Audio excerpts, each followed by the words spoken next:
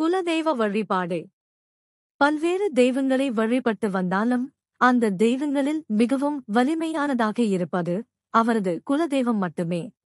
காரணம், பாரம்பரியமாக அதற்கு முன்னோர்கள் வழிபாடுகளை செய்து வந்துள்ளதால் குலம் காக்கும் தெய்வமாக அது போற்றப்படுகிறது. தனது அருளை மட்டுமல்லாது மற்ற தெய்வ வழிபாடுகளின் பலன்களையும் அளிக்கும் சக்தி குலதெய்வத்திற்கு மட்டுமே உண்டு என்று சான்றோர்கள் குறிப்பிடுகின்றனர்.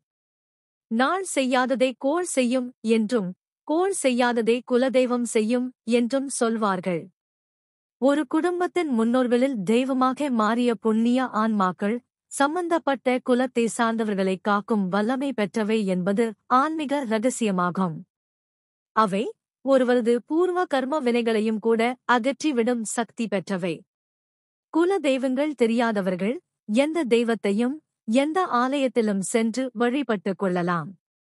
ஆனால் அதன் மூலம் பூர்வ ஜென்ம கர்மாக்களின் தாக்கத்தை ஓரளவுக்குதான் நிவர்த்தி செய்ய முடியும். அதுவே குலதெய்வ வழிபாடு என்றால் நம்முடைய கர்மாக்கள் முற்றிலும் நிவர்த்தியாகிவிடும் என்பதுதான் அதன் சிறப்பு அம்சம்.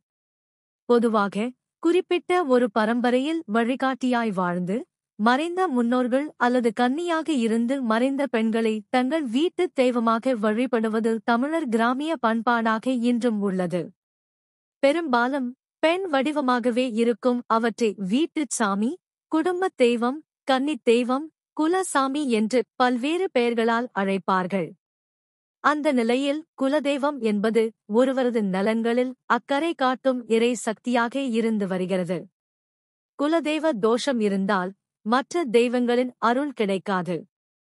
குலதெய்வத்தின் அனுக்கிரகம் இல்லை என்றால் ஒருவர் எவ்வளவு சக்தி வாய்ந்த ஹோமம் அல்லது யாகம் செய்தாலும், ஆலயங்களுக்கு சென்றாலும் எதிர்பார்த்த பலனை பெற முடியாது.